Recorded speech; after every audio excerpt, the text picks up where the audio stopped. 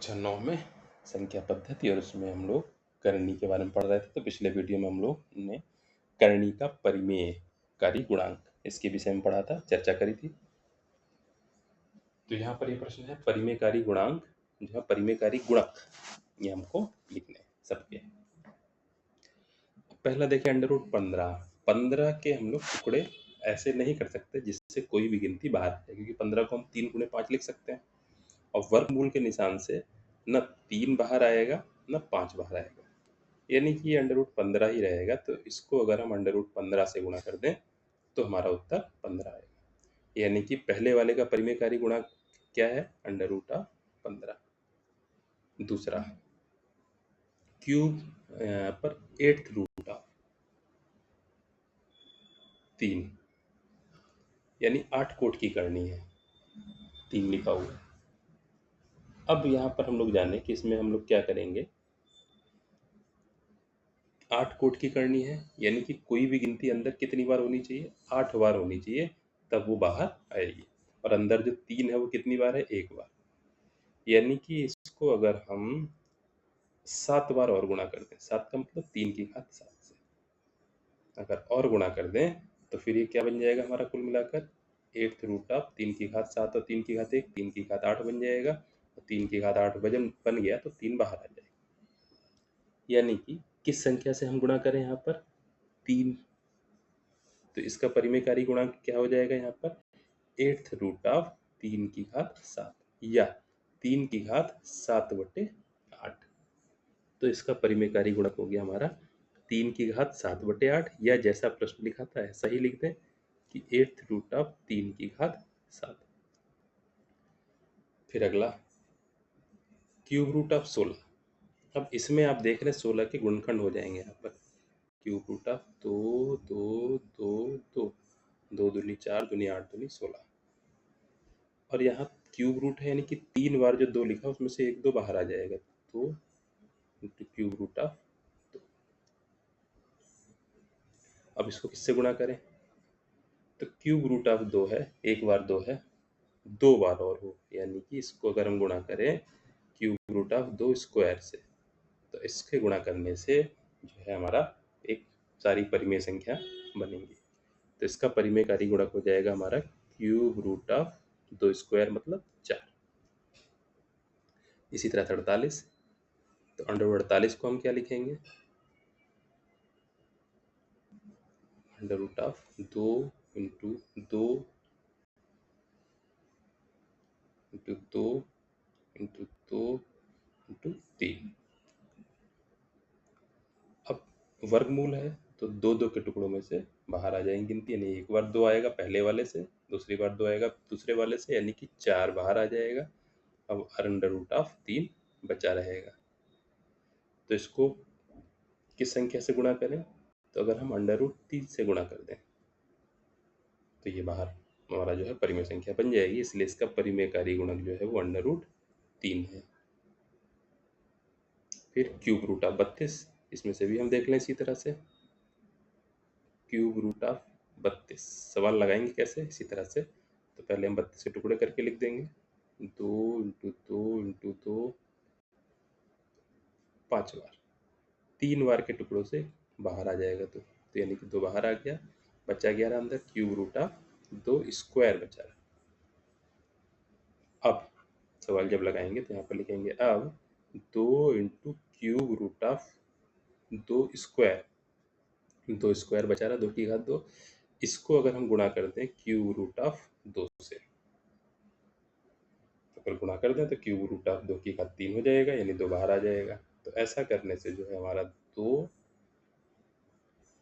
× 2 4 ये बन गया। इसीलिए √2 जो है ये हमारा परिमेयकारी गुणक हमारा हो जाएगा यहाँ पर। तो √2।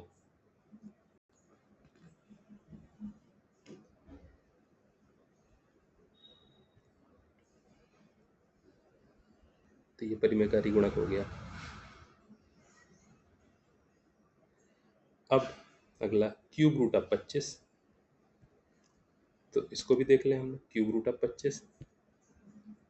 तो क्यूब रूट ऑफ 25 को हम क्या लिख सकते हैं, 5 गुणे 5, 2 बार 5 है, अगर 3 बार होता तो बाहर निकल आता, यानी इसको हम क्यूब रूट ऑफ 5 से अगर गुणा कर दें तो 5 बाहर निकल आएगा, यानी इसका परिमेयकारी गुणक यहाँ पर क्या होगा, क्यूब रूट ऑफ 5। तो ये परिमेयकारी गुणक हो गया। फिर अगला है cube root of 36। Cube root of 36 के टुकड़े कर दें, 2 इंटू 2 इंटू 3 इंटू 3। अब अगर कोई गिनती 3 बार होती तो बाहर निकलती, 3 बार तो है नहीं, यानी एक बार 2 और होता, एक बार 3 और होता, यानी कि 2 और 3 अगर और होते एक बार क्यूब रूट में, और इनकी इनकी गुणा करते तो इससे 2 भी बाहर आ जाता, 3 भी बाहर आ जाता, यानी 6 बाहर आ जाता। तो यही जो हुआ क्यूब रूट ऑफ 2 गुणे 3 यानी क्यूब रूट ऑफ 6, यही परिमेयकारी गुणक हो गया। तो इसका परिमेयकारी गुणक हो जाएगा हमारा क्यूब रूट ऑफ 6। इसी तरह से यहाँ पर देख लें, 4 क्यूब रूट ऑफ 9 को हम लिख सकते हैं 3 स्क्वायर, और 3 बाहर तब आता जब ये 3 क्यूब होता, 3 बार होता, यानी कि एक बार कमी है। तो अगर क्यूब रूट ऑफ 3 से और गुणा कर दें तो जो है हमारा ये परिमेयकारी गुणक बन जाएगा, परिमेय संख्या आ जाएगी। तो इसीलिए जो है क्यूब रूट ऑफ 3 ये इसका परिमेयकारी गुणक हो जाएगा। फिर अगला, निम्नलिखित में से प्रत्येक को परिमेय हर बनाकर लिखिए।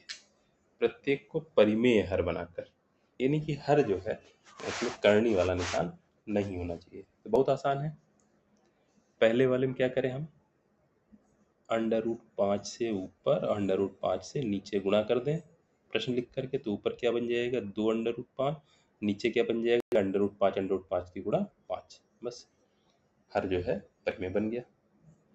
दूसरे में भी ऐसे ही, अंडर रूट 3 और अंडर रूट 3 से ऊपर नीचे गुणा कर दें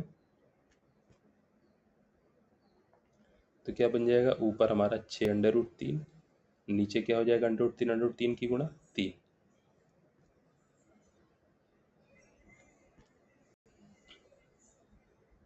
तीन से कट जाएगा, 3 कम 3, 3 दो नीचे, तो क्या आ जाएगा 2 अंडर रूट 3। पांचवा सवाल, इसमें भी अंडर रूट 12 अंडर रूट 12 से गुणा कर दें तो हमारा ऊपर बन जाएगा 7 अंडर रूट 12, नीचे हमारा बन जाएगा 12, तो ये वो बन गया। अब तीसरा देखते हैं, अंडर रूट 3 बटे अंडर रूट 8।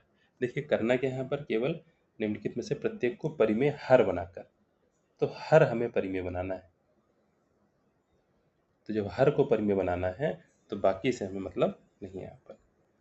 तो हम देख लेते हैं जितना हल हो सकता है। ऊपर अंडर रूट 3 था, नीचे हम अंडर रूट 8 को क्या लिख सकते हैं, अंडर रूट ऑफ 2 गुणे 2 गुणे 2, 2 दूनी 4 8, क्या होगा अंडर रूट 3 और नीचे एक बार 2 बाहर आ जाएगा और एक बार 2 अंडर रूट के अंदर बचा रहेगा। अब क्या करें, इसमें अंडर रूट 2 से ऊपर और नीचे गुणा कर दें, तो ऊपर क्या आ जाएगा अंडर रूट 3 अंडर रूट 2 की गुणा अंडर रूट 6, नीचे क्या आ जाएगा अंडर रूट 2 की गुणा 2, और एक 2 पहले से था तो 4, बस हल हो गया। तो अंडर रूट 6 बटे 4, इस तरह से प्रश्न लग जाएगा। चौथा, 13 बटे क्यूब रूट ऑफ 3। अब क्यूब रूट ऑफ 3 है, तो अगर हम क्यूब रूट ऑफ 3 स्क्वायर, देखिए परिमेयकारी गुणक ही जो होगा उससे गुणा करेंगे, क्यूब रूट ऑफ 3 स्क्वायर, तो नीचे क्या बन जाएगा क्यूब रूट ऑफ 3 की घात 3, यानी 3 बाहर आ जाएगा, तो ऊपर क्या बन जाएगा 13 into cube root of 3 square यानी कि 9, ये परिमेयकारी गुणक हो गया। छठा, 3 अंडर रूट 2 बटे 7 क्यूब रूट ऑफ 3, तो वही है यहाँ पर क्यूब रूट ऑफ 3 है तो 3 स्क्वायर और होता है, यानी कि क्यूब रूट ऑफ 3 स्क्वायर से हम ऊपर नीचे गुणा कर देते हैं। क्या बनता, ऊपर बन जाता 3 into under root 2 into cube root of 3 square बटे 7, और नीचे क्यूब रूट ऑफ 3 और क्यूब रूट ऑफ 3 स्क्वायर तो बनता है क्यूब रूट ऑफ 3 की घात 3। तो इससे 3 बाहर आ जाता है, तो 3 under root 2 cube root of 9 बटे 7 इंटू 3, 3 और 3 कट जाते हैं, तो आ जाता हमारा under root 2 into cube root of 9 बटे 7। तो ऐसे ही पड़ा रहने दें, हल करने को थोड़ा सा हल कर सकते हैं, लेकिन फिलहाल ही पड़ा रहेगा। तो ये इसका हो गया, परिमेयकारी गुणक से गुणा करी, हर जो है परिमेय बन गया।